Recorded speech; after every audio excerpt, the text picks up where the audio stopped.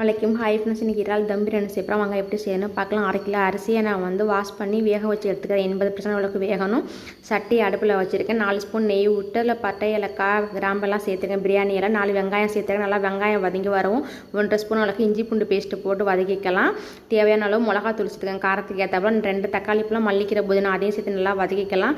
தக்காளி நல்லா மசிஞ்சு வரவும் இறால் சேர்த்துக்கலாம். இறாலையும் சேர்த்து நல்லா வதக்கிட்டு சிக்கன் மசாலா 2 ஸ்பூன் சேர்த்துருக்கேன். மல்லித்தூள் 1 ஸ்பூன், மஞ்சத்தூள் 1/2 ஸ்பூன் சேர்த்து இதையும் சேர்த்து நல்லா மசாலா வதக்கிக்கலாம். அப்புறம் தயிர் 2 ஸ்பூன் சேர்த்துருக்கேன்.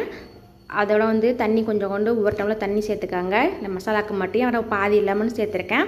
இது ஒரு கொதி தான் வரணும். வந்தோடனே ஆல்ரெடி வடித்து வச்சுருக்கோம்ல சாதம் சோறு இதை சேர்த்துக்க வேண்டியது. ரைஸை சேர்த்து நல்லா அப்படியே ஃபுல்லாக தம் வரை ஈக்குவலாக தடவி விட்டு இப்போ தம் போட வேண்டியதான். நான் ஃபுட் கலர் சேர்த்துருக்கேன். ஆப்ஷனல் தான், வேணா நீங்கள் சேர்த்துக்க தேவையில்லை. இதை மூடி போட்டு மேலே ஒரு வெயிட் வச்சுக்கலாம். நான் அடுப்பை ஃபுல் சீமில் தான் வச்சுருக்கேன். செம்மையான சூப்பரான தம் பிரியாணி ரெடி ஆச்சு. சூப்பராக